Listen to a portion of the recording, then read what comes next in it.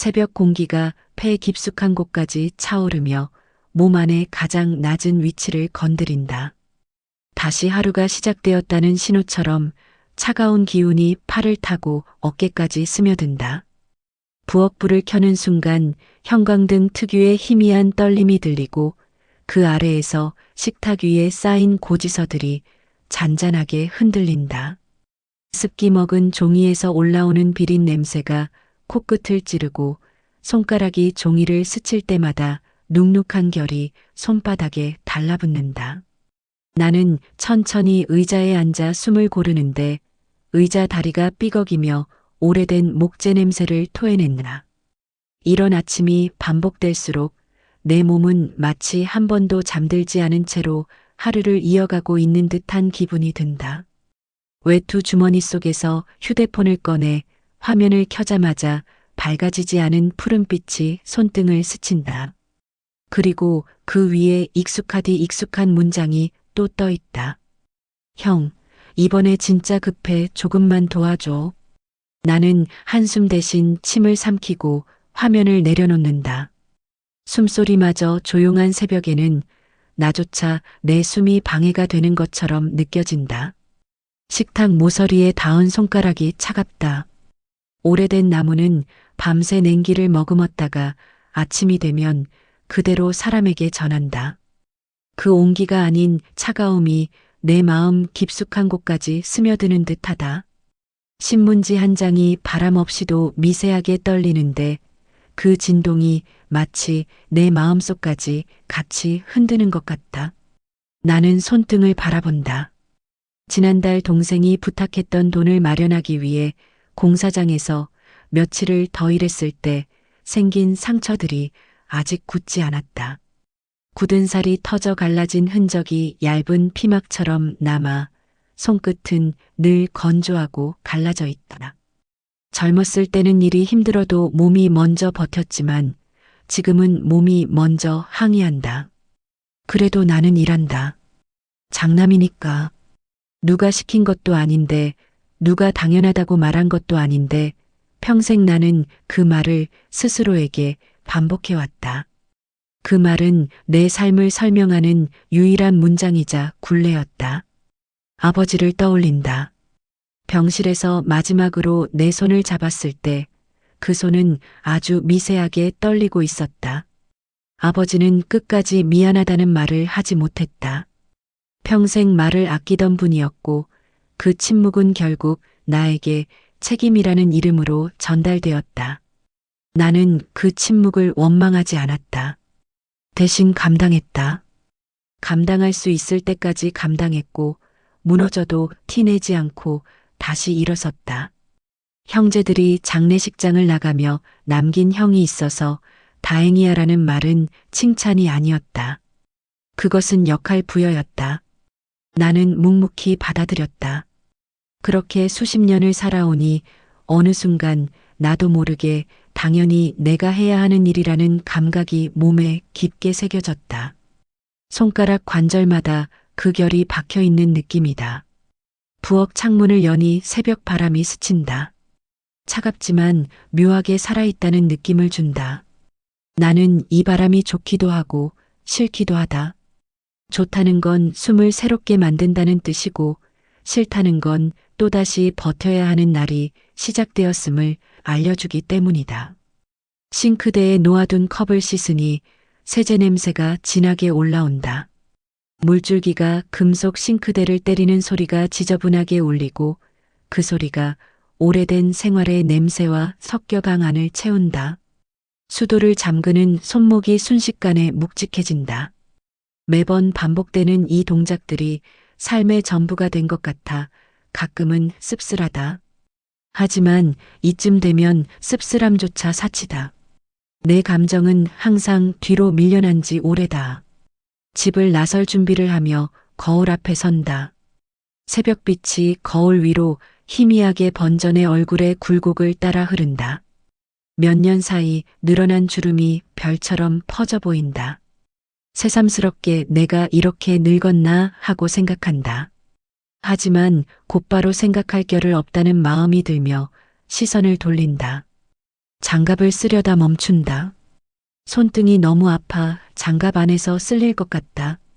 결국 장갑 없이 밖으로 나선다. 문을 닫는 순간 집안의 온기와 바깥의 냉기가 맞부딪히며 짧지만 선명한 경계가 만들어진다. 그리고 그 경계가 사라지는 순간 나는 온전히 하루를 버텨야 하는 사람으로 바뀐다. 길을 내려가며 어둠 속에서도 익숙한 골목의 냄새가 어른거린다. 약간의 퀴퀴함과 오래된 콘크리트 냄새, 새벽 배달 오토바이가 지나갈 때 남기는 기름 냄새까지 뒤섞인다. 이 냄새를 맡으면 늘 살아있다는 감각과 지쳐있다는 감각이 동시에 온다. 버스 정류장에 도착하니 의자엔 밤새 맺힌 이슬이 앉아 있다. 손으로 닦자 물방울이 바람결에 떨어져 바닥에 닿는다. 산산이 깨지는 소리가 들릴 듯 말 듯 퍼진다. 나는 주머니에서 다시 휴대폰을 꺼낸다. 아까 본 문자가 화면 위에서 여전히 나를 기다리고 있다. 답장은 하지 않는다. 대신 화면을 꺼버린다. 오늘 하루만큼은 그 문장을 외면하고 싶다. 하지만 외면한다고 해서 사라지는 건 아니란 걸 안다. 버스가 정류장에 멈추며 차가운 바람을 쏟아낸다. 나는 깊은 숨을 들이마신다. 숨이 차갑게 들어왔다가 뜨겁게 나간다. 그 순간 문득 깨닫는다. 사람들은 내가 장남이라서 책임을 진다고 믿었지만 사실은 내가 한 번도 거절하지 않았기 때문이라는 걸. 그 사실을 인정하니 가슴 어딘가가 묘하게 뜨거워지다가 금세 식어버린다. 하지만 오늘 아침만큼은 스스로에게 작은 약속을 해본다. 적어도 오늘은 아주 조금은 나 자신을 먼저 챙겨보겠다고. 버스 계단을 오르며 나는 손잡이를 잡는다. 차갑지만 단단한 감촉이다. 그 순간 나는 아주 조용하게, 그러나 분명하게 느낀다. 그래, 이 손으로라도 오늘을 다시 살아보자고. 병실의 공기는 이상하게도 시간의 흐름을 느끼지 못하게 만든다. 창문은 늘 닫혀 있고 커튼은 반쯤 걷혀 있으나 햇빛은 들어오지 않는다. 하얀 벽지와 회색 침대 틀, 똑같은 복장의 간호사들, 기계음과 발걸음 소리까지 모두 일정하다. 아버지는 침대에 누운 채로 눈꺼풀 아래 미세한 떨림만 남긴 채 나를 바라보지 않았다. 의식이 있는 건지 없는 건지 가끔 눈동자가 흔들릴 때마다 나는 조심스럽게 말을 걸었다. 아버지 괜찮으세요? 하지만 돌아오는 대답은 없었고 대신 머리맡 기계에서 심장 박동이 삑, 삑 하고 리듬을 이어갈 뿐이었다. 그 리듬이 멈출까 두려웠던 적도 있었고 그 리듬이 끝났으면 좋겠다고 생각한 적도 있었다. 오래된 병간호는 죄책감과 피로, 그리고 무력함을 서로 엉켜붙게 만든다. 그리고 그 안에서 장남이라는 이름은 더 이상 명예도 책임도 아닌 형벌이 되었다. 형제들은 아버지의 병을 알았을 때 대부분 고개를 끄덕이며 말했다. 형이 가까우니까. 형이 그래도 잘 알잖아. 그 말은 항상 정중하고 정확하며 절대 거절할 수 없게 다가왔다. 그들은 회사를 다녀야 한다고 했고, 아이가 어려서 안 된다고 했고, 몸이 안 좋다고 했다. 나는 그 말들을 하나하나 고개 끄덕이며 받아들였다. 병원에 상주하며 돌보는 것, 서류 처리, 수술 동에, 간병인 고용, 모두 내 몫이 되었다. 며칠에 한 번씩 병문안을 오던 동생은 어느 순간 발길을 끊었다. 그 후로 나는 줄어든 간병인을 대신해 밤을 새워야 했고 병원 바닥에 신문지를 깔고 눈을 붙이곤 했다. 그 바닥에 찬 기운은 시간과 기억을 지우듯 몸속 깊숙이 스며들었다. 어머니는 아버지보다 앞서 세상을 떠났다. 그때도 장례 절차를 나 혼자 도맡았다. 조문객 명단을 쓰고 식당 자리 배치를 정하고 사진을 고르고 수에 고르고 모든 걸. 그 일주일이 지나고 나서야 나는 처음으로 제대로 눈을 감고 잠을 잤다. 그런데 그 짧은 휴식이 끝나자마자 아버지가 쓰러졌고 또다시 병원으로 향해야 했다. 이게 내 몫인가 싶은 생각이 들면서도 한 번도 못한다는 말을 입 밖에 꺼내지 못했다. 아버지의 병실엔 늘 형광등이 환하게 켜져 있었고 불이 꺼진 건 단 한 번, 정전이 났던 하루뿐이었다. 그날 아버지는 미세하게 입술을 움직였다. 나는 몸을 숙였고 그의 입에서 나온 단어는 미안이었는지도 모르겠다. 하지만 끝까지 그 말이 완성되지 않은 채 다시 눈이 감겼다. 나는 몇 번이나 아버지의 입모양을 떠올리며 그것이 진짜 사과였는지 마지막 말이었는지를 되짚었다. 그 한마디가 들렸는지 아닌지를 스스로 확신하지 못하는 게 이상했다. 그렇게 간병은 몇 개월을 더 이어졌고 병원비는 예상보다 훨씬 많이 나왔다. 동생들에게 상황을 전하자 그들은 내가 할 수 있는 게 없다며 눈을 피했다. 형제라는 이름은 그 순간 어색하고 멀게만 느껴졌다. 나는 병원비 일부를 내기 위해 자동차를 팔고 보험을 해지하고 신용카드 한도를 늘렸다. 이 모든 게 끝나면 조금은 가벼워질 줄 알았다. 하지만 끝은 오지 않았다. 아버지의 병은 천천히 그러나 분명히 몸을 잡아먹고 있었다. 그 과정은 너무도 느리고 길었다. 나는 밤마다 병실 구석 의자에 앉아 창밖을 바라보며 생각했다. 왜 이 모든 무게가 내 어깨에만 올려져 있는지를. 아버지의 숨소리가 잦아들던 날 간호사는 나를 조용히 불렀다. 나는 침대 머리맡에 앉아 그의 손을 잡았고 손등은 유난히 차가웠다. 그렇게 마지막 순간이 왔고 나는 어떤 눈물도 흘리지 못했다. 그저 조용히 다시 한번 장례를 준비했다. 이번에도 마찬가지였다. 동생들은 몇 가지 서류만 도와줬고 대부분의 절차는 나 혼자 감당했다.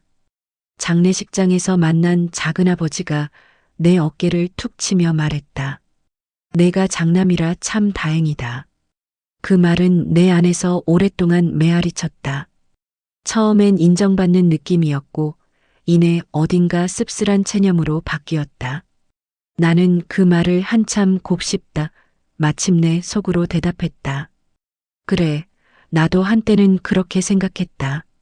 하지만 이젠 아니다.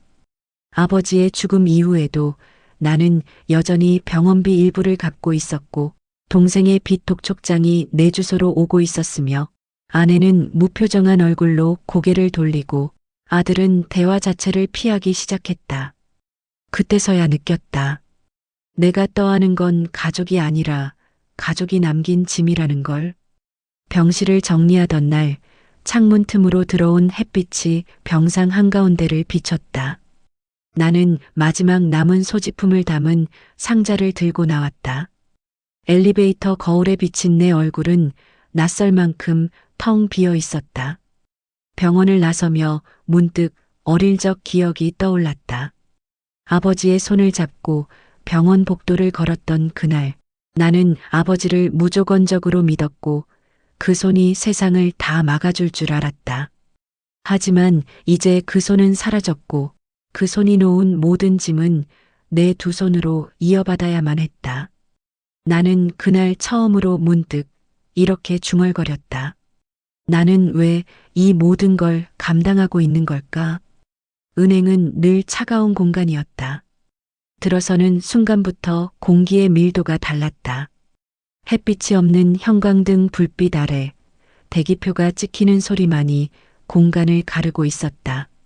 손에 들린 서류 봉투는 땀에 젖어 축축했고 그 안에 들어있는 신용 등급 확인서와 보증 내역서는 무게 이상으로 손끝을 짓눌렀다. 내 이름이 적힌 서류가 많아질수록 이름이라는 게 점점 내 것이 아닌 듯한 기분이 들었다. 직원의 목소리는 건조했고 마치 반복되는 절차처럼 내 삶을 숫자로 나열했다. 부채 비율이 높습니다. 보증건이 많으시네요. 그 말은 새삼스럽지도 않았고 놀랍지도 않았다. 나는 고개만 끄덕이며 도장을 꺼냈고 몇 번이고 반복된 동작처럼 서명란에 사인을 했다. 검은 펜 끝에서 나오는 잉크가 마치 내 피처럼 느껴졌다. 서류가 정리되는 동안 창밖을 바라보았다. 도로 위엔 차들이 바쁘게 지나가고 사람들은 각자의 걸음으로 움직이고 있었다. 하지만 내 안의 시간은 늘 멈춰 있었다. 빚은 숫자로만 존재하는 것이 아니라 몸속의 체온처럼 남아 존재를 지배했다. 한 달 전에는 동생의 카드론 상환이 밀렸고 2달 전엔 조카의 학자금 대출 보증을 대신했다. 매달 무언가를 갚기 위해 새로운 것을 빌려야 했고 갚음과 빌림이 교차하는 그 지점에서 나는 점점 투명해졌다. 가끔 거울을 보면 얼굴이 흐려 보였다. 나는 계속 존재하고 있는데 내 존재는 숫자와 계약서 속에서만 보존되는 느낌이었다. 은행에서 나오는 길, 주머니 속 통장을 꺼내 잔액을 확인했다. 적힌 숫자는 익숙할 만큼 작았다. 생각보다 남아있었던 날엔 오히려 불안했고 잔고가 바닥을 친 날엔 되레 마음이 편했다. 기대할 것도 없고 잃을 것도 없는 상태는 이상하게도 해방처럼 느껴졌다. 카드 결제일은 늘 정해져 있었고 자동이체는 어김없이 잔고를 훑고 지나갔다. 잔고가 모자라면 메시지가 오고 부족한 금액은 또 다른 카드로 메웠다. 이런 생활이 반복되면서 숫자는 감정이 없는 문장이 되었다. 그 문장 안에서 나는 매일 자신을 삭제하며 살아가고 있었다. 아내는 몇 번을 말했다. 이젠 그만해. 그 사람들 인생까지 왜 당신이 감당해. 그 말은 맞았지만 이미 너무 많은 연결고리가 내 이름과 함께 얽혀 있었다. 보증을 끊는 것도 책임에서 벗어나는 것도 쉬운 일이 아니었다. 나는 그저 그렇게 살다 보면 언젠가는 상황이 나아질 거라 믿었다. 그 믿음은 스스로를 속이기 위한 것이었고 동시에 살아가기 위한 마지막 끈이었다. 어느 날 작은아버지에게서도 연락이 왔다. 내가 그래도 장남인데 좀 도와줘야 하지 않겠냐. 그 말 한마디에 거절하지 못하고 나는 또 다른 서류에 도장을 찍었다. 언제부턴가 도장을 찍는 행위는 감정 없는 의식처럼 반복되었다. 신용등급이 떨어졌다는 문자가 왔을 때 나는 아무런 반응도 하지 않았다. 감정이 무뎌진 게 아니라 반응할 힘이 없었다. 우편함엔 늘 청구서가 가득했고 그 안에 적힌 이름들은 모두 내 것이었다. 심지어 내가 기억하지 못하는 빚도 있었다. 어머니가 아플 때 급하게 끌어다 쓴 사채, 아버지 명의로 되어 있던 보험 대출, 동생의 이름으로 시작했지만 결국 내 주소로 날아온 독촉장까지 그 모든 것이 장남이라는 이름 아래 내게 연결되어 있었다.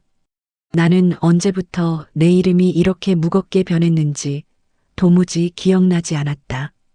다만 이제는 벗어날 수 없다는 것만 확실했다. 이름 석자는 내게 자부심이 아니라 족쇄였다. 지하철을 타고 돌아오는 길, 창문에 비친 내 얼굴은 피곤함 그 자체였다. 주름진 이마, 늘어진 눈꺼풀, 다친 입술. 나는 그 얼굴을 바라보며 속으로 중얼거렸다. 그래도 또 버텨야지. 그 말은 다짐이라기보단 습관에 가까웠다.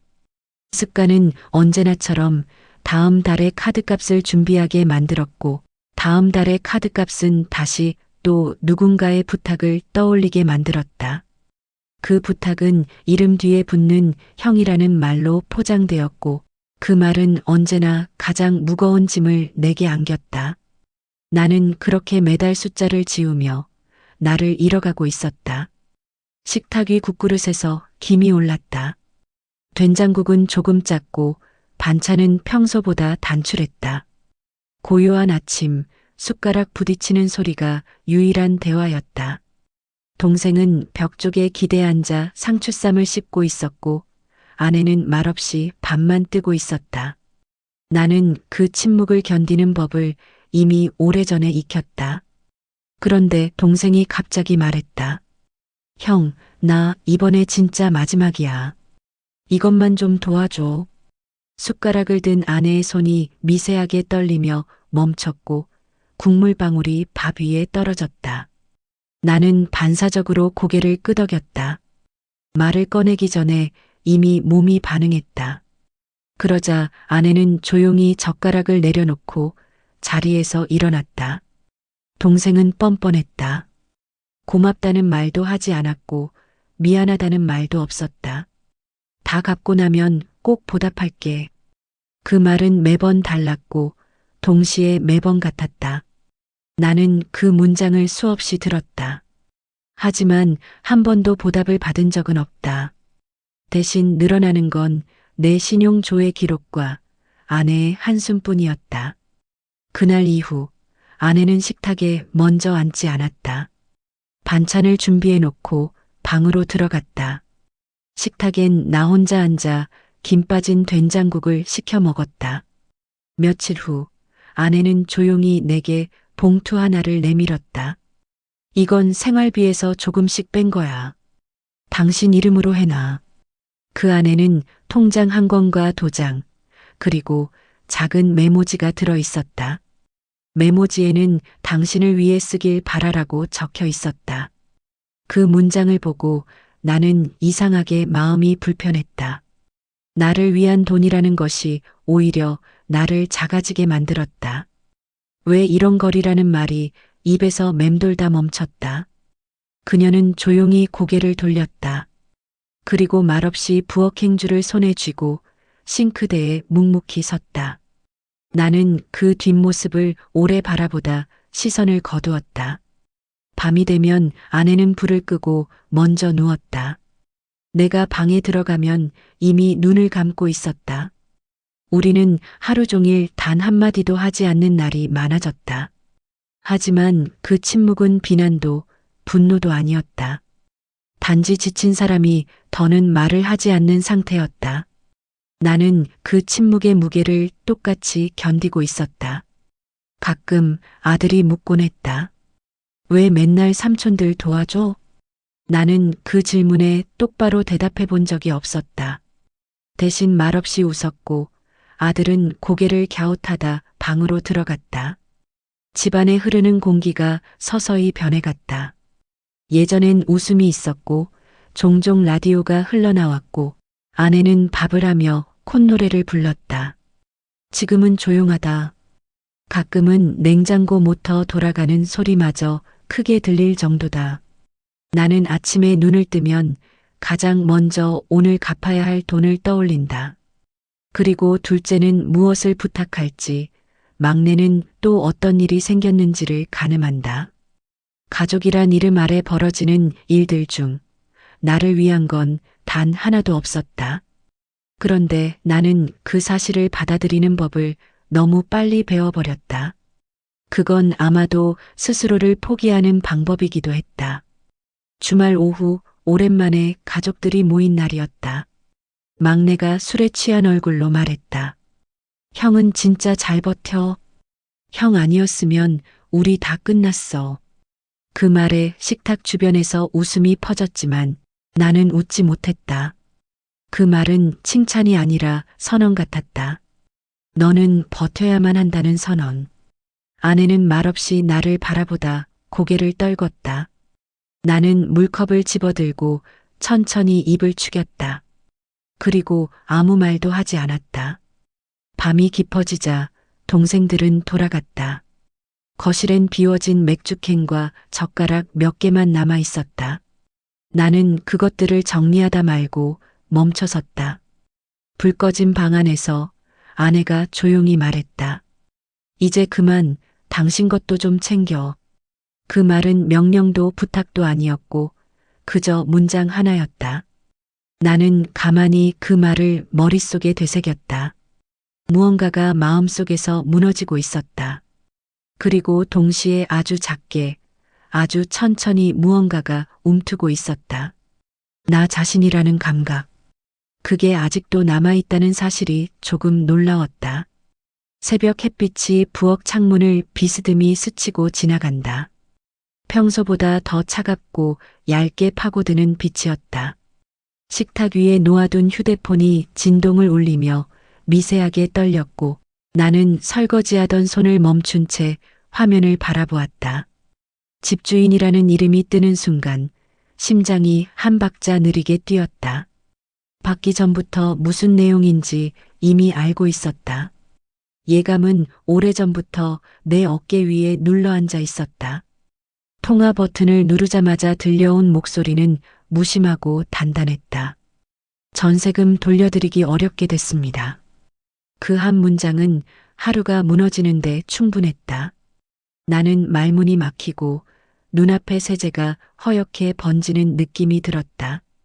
귀 옆에서 바닥으로 떨어지는 물소리만 또각또각 울렸다. 집주인은 이유를 길게 설명하지 않았다. 이해해 주십시오. 너무 간단해서 오히려 잔인한 말이었다. 나는 무언가 대답하려고 입을 떼려 했지만 혀끝이 벽에 부딪힌 듯 움직이지 않았다. 그 사이 통화는 일방적으로 끊겨버렸다. 남겨진 건 부재중 착신 종료라는 글자만이었다. 손에서 휴대폰이 미끄러져 싱크대 위에 떨어졌다. 나는 천천히 고개를 들었다. 부엌 벽지 틈으로 스며든 습기가 얼룩처럼 퍼져 있었다. 그 얼룩이 오늘의 내 상황처럼 보였다.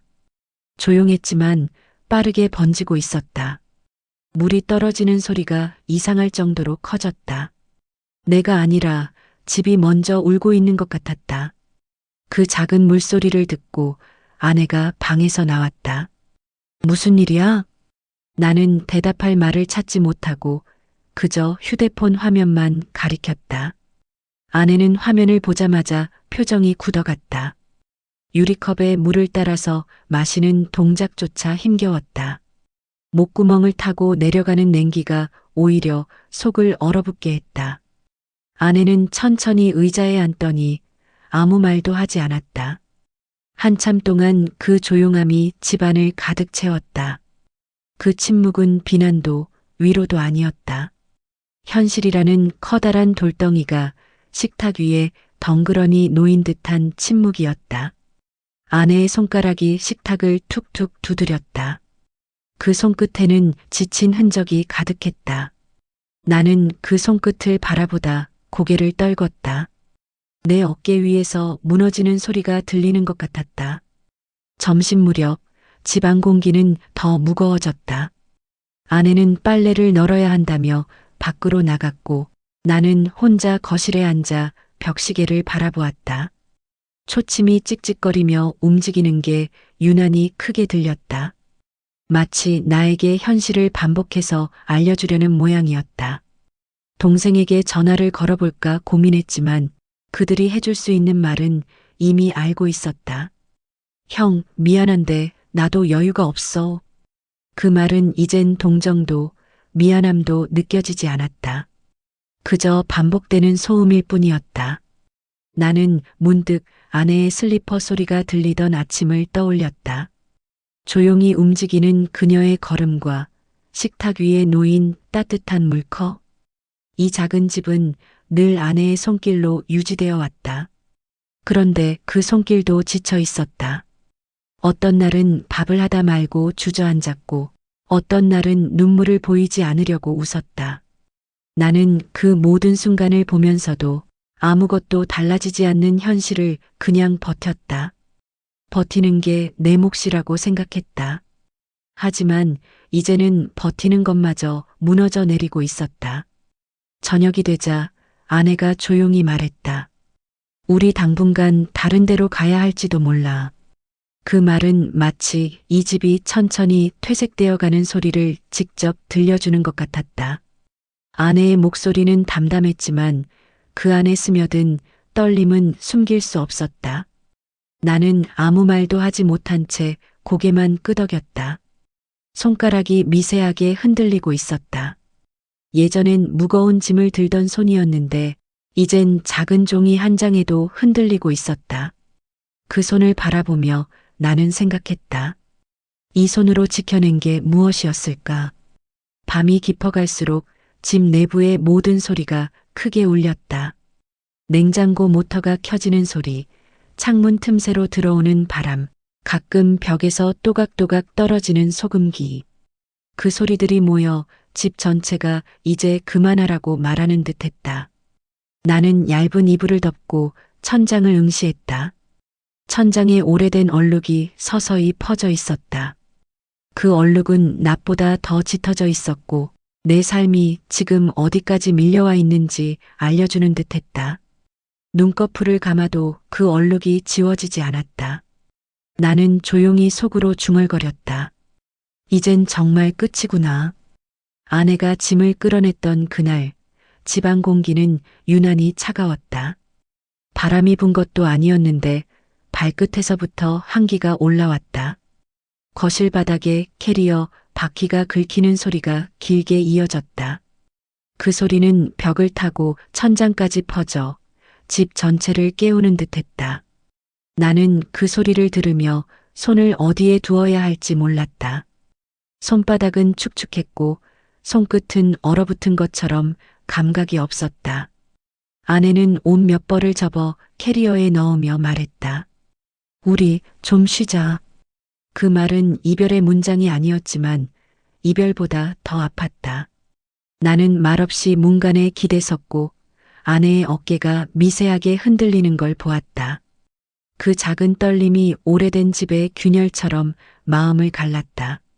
아들은 방에서 캐리어를 끌고 나왔다.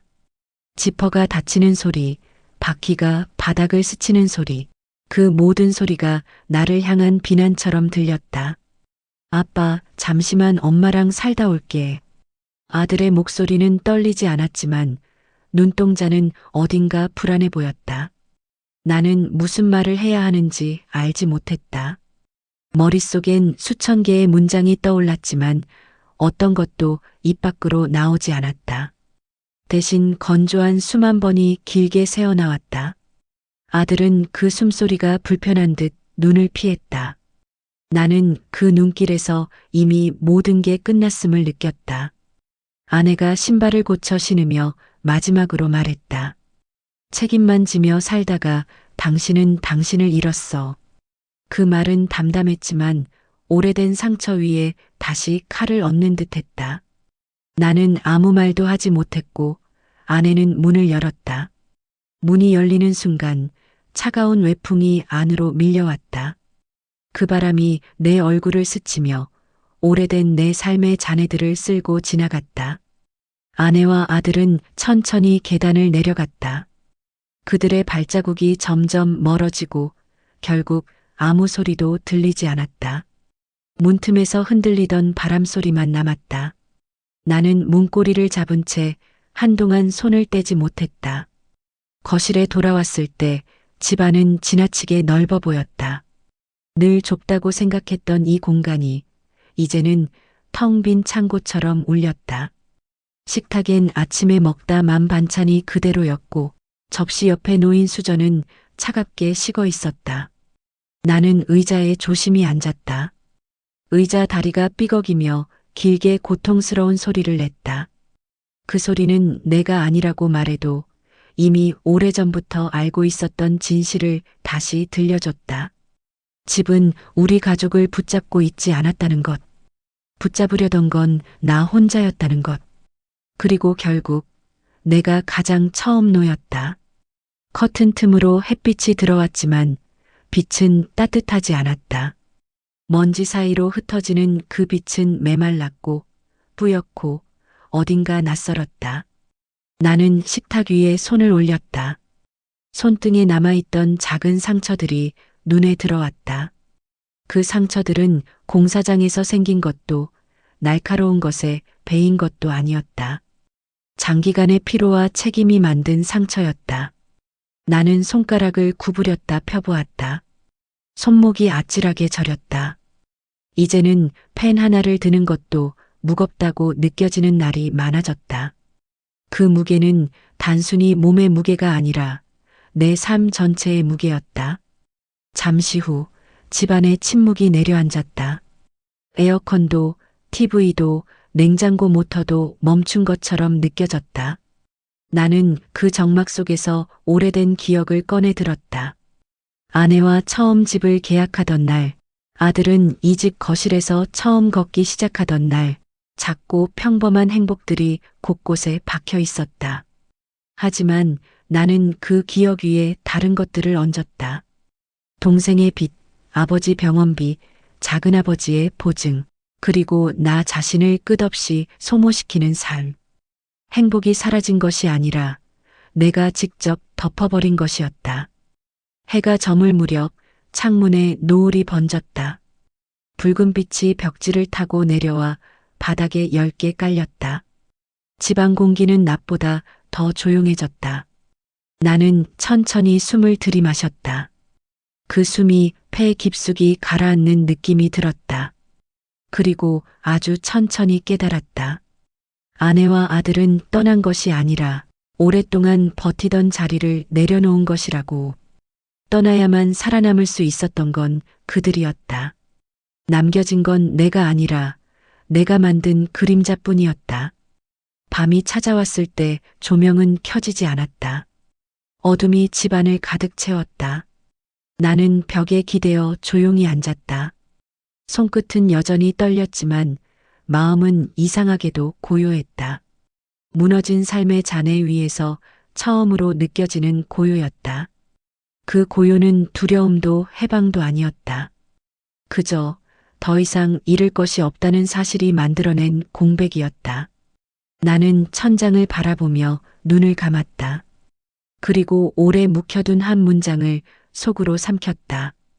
이제 정말 나만 남았구나. 어머니가 생전에 남기신 집은 마당이 딸린 오래된 초가였다. 기와 대신 시멘트로 덮은 지붕 아래 담쟁이가 엉켜있던 회색 담벼락. 나는 그 집 앞에 서서 낡은 대문을 한참 바라보았다. 바람이 불 때마다 대문 위 녹슨 경첩이 삐걱이며 울었고 그 소리는 오래전 어릴 적 여름밤 어머니가 부르던 목소리처럼 느껴졌다. 손잡이를 잡고 천천히 밀자 마당으로 비비추가 흩어졌다. 먼지가 고인 마루 위엔 빗물이 들이쳤던 자국이 선명히 남아 있었고 신발을 벗고 발을 들이는 순간 나무 마룻바닥이 살짝 꺼졌다. 그 아래 숨죽인 기억들이 눅눅한 냄새와 함께 스며올랐다. 나는 조심스레 거실 한가운데로 걸어 들어갔다. 집안 곳곳은 어머니의 손길이 멈춘 채 시간이 얼어붙어 있었다. 주방 선반 위 수세미는 여전히 물기를 품고 있었고 그 옆에 놓인 양은 냄비엔 녹슨 자국이 퍼져 있었다. 창문은 반쯤 열려 있었고 찬 공기가 안으로 흘렀다. 나는 찬 기운을 얼굴로 받으며 눈을 감았다. 이 집을 팔아야 한다는 사실이 나를 점점 더 쪼아왔다. 문서상 명의는 내 것이었지만 이곳은 분명 어머니의 것이었다. 그녀가 마지막까지도 정리하지 못한 삶의 자락이 벽지에 갈라진 틈마다 싱크대의 물때마다 남아 있었다. 나는 무릎을 꿇고 손바닥으로 마룻바닥을 천천히 쓸었다. 바닥을 따라가던 손끝이 봉투 하나에 닿았다. 봉투는 바짝 마른 먼지를 품고 있었고 종이는 오래돼 부드럽게 바스라질 듯했다. 봉투엔 펜으로 적힌 낡은 글씨가 있었다. 도윤아, 이건 엄마가 나중에 보여주려고 한 거야. 나는 그 문장을 천천히 읽고 두 손으로 봉투를 들었다. 심장이 조용히 그러나 확실히 두 번 뛰었다. 봉투를 열자 안엔 접힌 종이 여러 장이 들어 있었다. 한 장, 또 한 장을 펼칠 때마다 먼지가 공중에 흩날렸다. 빛 한 줄기가 종이 위를 스치며 글자를 드러냈다. 그건 오래된 등기권리증과 미처 말하지 못한 유언 같은 것이었다. 내용은 예상과 달랐다. 집은 단순한 시골집이 아니었다. 어머니는 이 집을 아버지와 함께 어렵게 사두었고 형제들 중 누구도 이 집의 존재를 몰랐다고 했다. 그리고 유일하게 이 집의 열쇠를 쥐고 있었던 사람은 나였다. 문득 어린 시절 어머니가 너는 늘 책임감이 강했어라고 말하던 장면이 떠올랐다. 그 말은 칭찬이기도 했지만 그날 이후 내 삶의 방향을 정해버리는 선언이기도 했다. 어머니는 삶의 마지막에 이르러서야 내게만 무언가를 남겼다는 사실에 대한 미안함을 토로하고 있었다. 나는 천천히 등을 기대고 앉았다. 천장은 낮고 거칠었다. 거미줄이 처마 끝에서 가볍게 흔들리고 있었고 그 아래 앉은 나는 오랜 시간 속에 잠긴 듯했다. 밖에서는 참새 몇 마리가 지붕을 스치듯 날아갔고 지붕 위엔 잎사귀가 부서지는 소리만 낮게 깔렸다. 나는 봉투를 품에 안은 채 조용히 숨을 내쉬었다. 손등이 떨릴 정도로 긴장이 풀렸고 그제야 내 안에 쌓여있던 것들이 스스로 무너지는 느낌이 들었다. 눈앞이 약간 흐려졌고 무겁게 쌓인 감정의 층이 천천히 녹아내리기 시작했다. 그날 오후 나는 집 안 구석구석을 천천히 돌아봤다. 벽에 걸린 오래된 가족 사진은 색이 바래 있었다. 어머니는 사진 속에서도 내 어깨에 손을 올리고 있었다. 그 손은 따뜻했고 동시에 무거웠다. 나는 사진을 천천히 내려 책상 위에 눕혔다. 손가락 끝에 먼지가 묻었지만 닿지 않았다. 그 먼지마저 어머니의 시간이자 내게 남은 유산처럼 느껴졌기 때문이다. 마당으로 나와서 바라본 하늘은 낮은 회색이었다. 구름이 서서히 흘러가고 있었고 나는 그 흐름에 맞춰 오래 잠긴 숨을 길게 토해냈다. 잠시 후 중개업자의 전화를 받았다. 그는 차분하게 물었다. 매각 확실히 결정하신 거죠? 나는 한동안 대답하지 못했다. 주머니 속 봉투는 아직 따뜻했다. 그 안의 종이들이 이제서야 말을 건네고 있는 듯했다. 나는 숨을 들이쉬고 천천히 말했다. 잠시 보류하겠습니다. 그리고 전화를 끊고 마당을 천천히 걸었다. 발밑에서 마른 흙이 바스라지는 소리가 났다. 나는 집을 돌아보며 속으로 되뇌었다. 이 집만은 서둘러 떠나지 말자. 낡은 봉투 안에서 발견한 주소를 들고 길을 나선 건 흐린 새벽이었다. 하늘은 마치 오래된 회색 종이를 덮어놓은 듯 탁했고 바람은 방향을 잃은 채 천천히 흘렀다. 나는 주머니 속 주소지를 다시 확인하며 발걸음을 옮겼다. 종이에 적힌 글씨는 오래돼 잉크가 옅어져 있었고 종이는 손가락만 스쳐도 부서질 것처럼 약했다. 그 주소는 아버지가 생전에 단 한 번도 말하지 않았던 그저 고향이라고만 불렀던 곳이었다. 버스 정류장까지 걸어가는 동안 흙먼지가 바지 끝에 달라붙었고 새벽에 냉기는 손등을 타고 팔목으로 스며들었다. 나는 무의식적으로 손을 비볐다. 손끝에 남은 상처와 굳은 살이 작게 아려왔다. 그 아림이 나를 계속 앞으로 밀어냈다. 버스에 올라타자 창가에서 묵은 먼지 냄새가 올라왔다. 창문 틈 사이로 흐르는 바람이 차안 공기와 섞이며 서늘한 냄새를 만들어냈다. 차창 밖 풍경은 도시를 벗어날수록 점점 단순해졌고 건물 대신 낮은 산과 빈 논이 이어졌다. 흙냄새가 짙어졌고 어디선가 연기 타는 냄새까지 함께 느껴졌다. 나는 가끔씩 고개를 들어 풍경을 보다가 다시 눈을 감았다. 멀어지는 도시와 가까워지는 고향이라는 낯선 공간 사이에서 내 마음은 묘하게 흔들렸다. 아버지와의 기억은 대부분 무겁고 조용했지만 그 속에는 말로 하지 못한 무언가가 분명히 남아 있었다. 버스가 종점에 다다르자 작은 시골 마을 표지판이 눈에 들어왔다. 비포장도로 옆으로 낡은 농기구가 쌓여 있었고 한쪽엔 버려진 듯한 창고가 지붕을 잃은 채 서 있었다. 바람은 흙먼지와 마른 풀 냄새를 뒤섞어 얼굴에 뿜어냈다. 나는 주소를 다시 확인하며 작은 길로 접어들었다.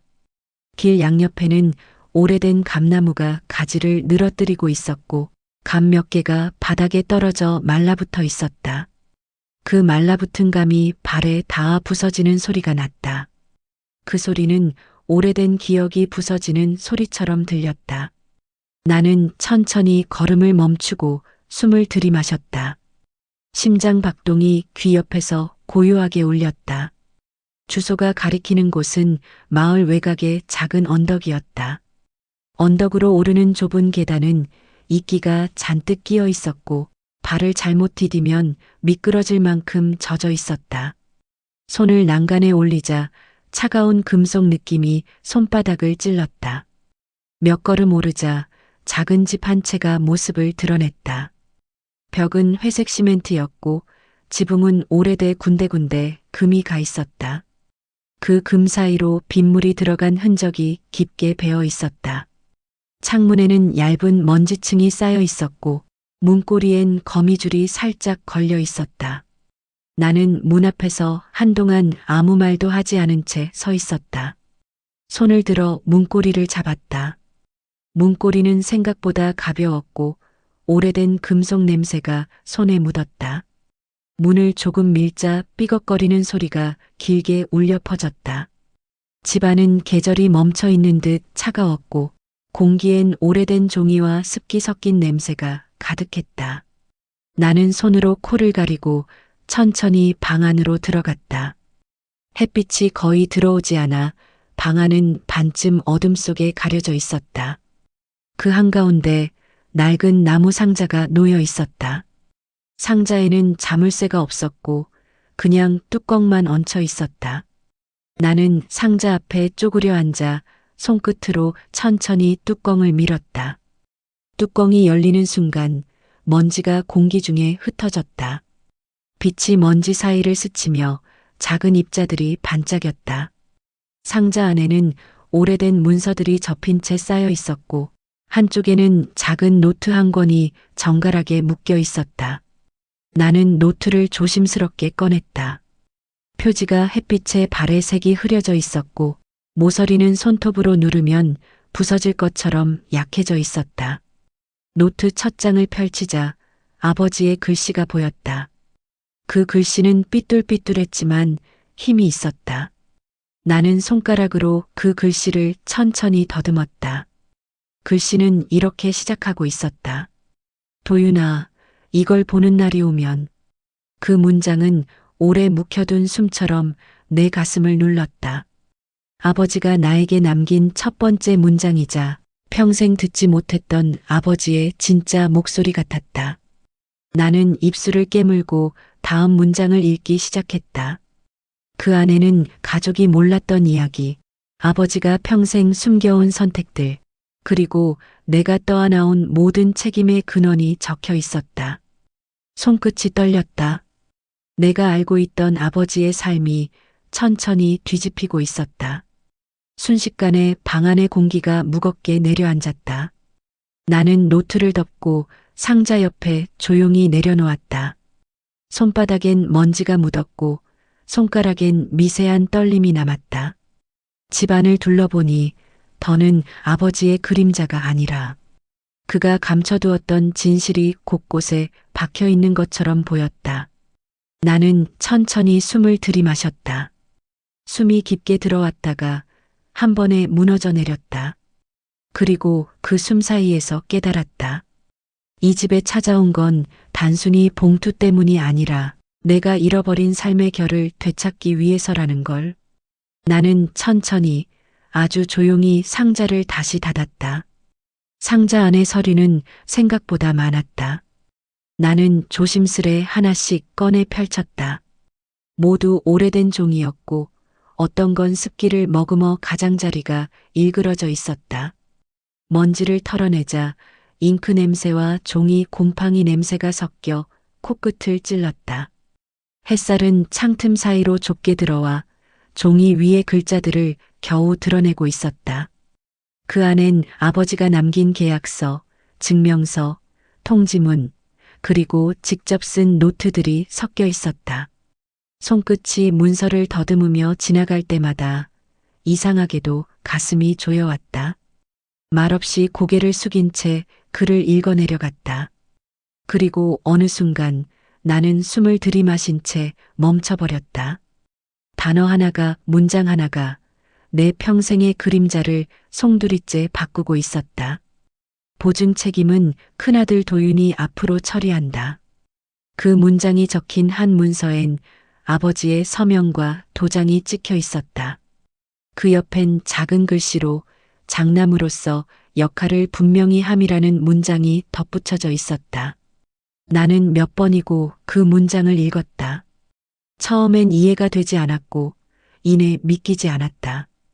그리고 마침내 받아들일 수밖에 없었다. 내가 수년간 떠안았던 모든 빚, 모든 책임, 모든 고통이 우연도 아니었고 타인의 선택도 아니었다. 그건 계획된 것이었고 제도 안에서 가족이라는 이름으로 체결된 계약이었다. 나는 종이를 내려놓은 채 한참을 움직이지 못했다. 노트 한 권을 더 꺼냈다. 그건 아버지의 손글씨로 가득 차 있었다. 날짜가 적힌 일기 같은 문장이 이어졌고 어떤 날엔 형제들의 일, 어떤 날엔 나의 이름이 언급돼 있었다.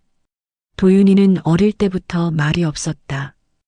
어머니가 아프실 때도 묵묵히 밥을 했고 동생들 책가방을 들어주며 한마디 불평이 없었다. 나는 그 문장을 읽으며 입술을 꽉 깨물었다. 이 기록들이 칭찬인지 합리화인지 알 수 없었다. 다만 분명한 건 나의 침묵이 나를 그 자리로 밀어넣었다는 사실이었다. 아버지는 문서에서 말하지 못한 것을 이 노트에 솔직히 적어놓고 있었다. 나는 알고 있었다. 도윤이의 삶이 무너질 수도 있다는 걸. 그래도 믿었다. 얘는 버틸 거라고. 그 문장은 어떤 설명도 변명도 되지 못했다. 나는 책장을 덮고 손등으로 얼굴을 가렸다. 눈물이 났다. 울지 않으려 했지만 눈물이 먼저 흘렀다. 지금껏 나는 단 한 번도 나 자신을 위해 울어본 적이 없었다. 하지만 이 방 안에서 나는 처음으로 무너지고 있었다. 책장이 흔들리고 방 안 공기가 무겁게 내려앉았다. 아버지의 글씨가 내 가슴을 깊게 파고들고 있었다. 잠시 후 나는 일어섰다. 상자 안을 정리하려 했지만 손이 쉽게 움직이지 않았다. 서류 하나하나가 무게를 가지고 있었다. 그 무게는 숫자도 문장도 아닌 내가 잃어버린 시간, 내게 주어지지 않았던 말들, 그리고 내 이름으로만 남겨진 희생의 무게였다. 나는 상자 안에 있던 오래된 사진 한 장을 집어들었다. 어릴 적 나와 아버지가 나란히 서 있는 사진. 나는 미소를 지었고 아버지는 어딘가 먼 곳을 보고 있었다. 그때의 나는 이 모든 걸 전혀 모른 채로 웃고 있었다. 마당으로 나와 사진을 들고 앉았다. 햇빛이 얼굴을 따갑게 스쳤지만 그 감각이 오히려 현실을 붙들었다. 바람이 느리게 지나가며 옷깃을 흔들었고 나는 천천히 눈을 감았다. 이 집에 와서 나는 처음으로 내 삶을 되짚어 보았다. 희생이라는 이름으로 포장된 수능, 가족이라는 틀 안에서 작아진 자존감, 그리고 늘 당연하다는 말로 지워진 내 존재. 그 모든 것을 나는 지금 이 자리에 앉아 처음으로 마주하고 있었다. 그리고 이상하게도 그 마주함 속에 고요한 해방이 느껴졌다. 나는 더 이상 장남이 아니었다. 책임과 의무로만 불리던 이름이 이제는 낡은 종이 위에 남은 문장일 뿐이었다. 내 삶을 내가 결정하지 못했던 시간들, 그 시간들의 끝이 바로 여기, 이 자리였다. 나는 봉투를 다시 접고 상자를 닫았다. 집안에 걸린 고요가 더 이상 무섭지 않았다. 오히려 그 정적이 내 안을 정리해주는 듯했다. 나는 천천히 마당 한가운데 서서 하늘을 올려다보았다. 그 하늘 아래 나는 드디어 내 삶을 되찾고 있었다. 집으로 돌아가는 길은 생각보다 조용했다. 계절은 바뀌어가고 있었고 나무들은 잎을 절반쯤 떨군 채 길 양옆에 서 있었다. 가로등 불빛은 낮아졌고 공기의 밀도는 한층 더 깊어졌다. 나는 작은 가방 하나를 어깨에 메고 천천히 발걸음을 옮겼다. 어느 것 하나 빠진 게 없었다. 동전 소리, 먼지 냄새, 구겨진 재킷 주머니 속에 종이 조각들까지. 하지만 마음 안에는 무엇인가 크게 바뀐 감각이 있었다. 나는 더 이상 누군가의 장남으로, 가장으로, 대신하는 이름으로 걷고 있지 않았다. 발끝에 느껴지는 바닥의 단단함이 낯설 정도였다. 그동안 내가 딛고 있던 땅은 무너지는 것들 위였다는 걸 이제야 알았다. 이제 그 위에 내 몸 하나를 세우기 시작한 것이다. 집 앞에 다다르자 불이 꺼진 창이 가장 먼저 눈에 들어왔다. 그곳엔 더 이상 아내의 그림자도 아들의 인기척도 없었다. 나는 조용히 문을 열고 들어섰다. 먼지 쌓인 구두장이, 창기 남은 식탁, 그 어느 것도 변한 건 없었다. 하지만 달라진 건 나였다. 이 공간이 견딜 수 없게 느껴졌던 지난 날들이 이제는 의미 없이 흘러가는 시간처럼 보였다. 나는 가방을 내려놓고 조용히 현관문을 닫았다. 닫히는 소리마저 부드럽게 들렸다. 문틈 사이로 찬 바람이 한번 스치고 지나갔다. 그 바람은 작별처럼 느껴졌고 동시에 시작 같기도 했다. 나는 집 안을 천천히 걸었다. 오래 닫힌 방문마다 손끝으로 열고 다시 닫고 또 열었다. 그 작은 행위 속에서 나는 하나씩 나를 되찾고 있었다. 거울 앞에 서서 내 얼굴을 들여다보았다. 무표정 속에서도 이전엔 없던 미세한 낯설미 있었다. 그 낯설은 낙인처럼 남았던 책임감이 떨어져 나간 자리였다. 처음 보는 사람처럼 나를 바라보다 나는 작게 웃었다. 그 웃음은 오래 참고 묻었던 울음의 반대편이었다. 울음은 터지지 않았지만 마음속 어딘가에서 서서히 씻겨나가고 있었다. 나는 더 이상 참고 있는 사람이 아니었다. 불을 켜지 않고 방 안구석에 앉았다. 불빛 없이도 눈은 금방 어둠에 익숙해졌다. 창밖으로 달빛이 희미하게 들어와 바닥을 길게 가르고 있었다. 달빛은 과거의 흔적을 비추듯 내가 버텨온 자리를 어루만졌다. 그 자리는 여전히 비어 있었지만 이제 그 빈자리를 외면하지 않았다. 나는 손을 뻗어 바닥을 짚었다. 차가운 감촉이 손바닥에 전해졌고 그 안에서 이상하게 안도감이 번졌다.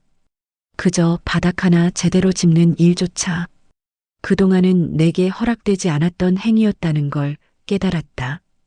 이젠 허락이 아니라 선택으로 바뀌고 있었다. 냉장고 문을 열고 오래된 물병을 꺼냈다. 물은 미지근했지만 그 안에 담긴 무게는 선명했다.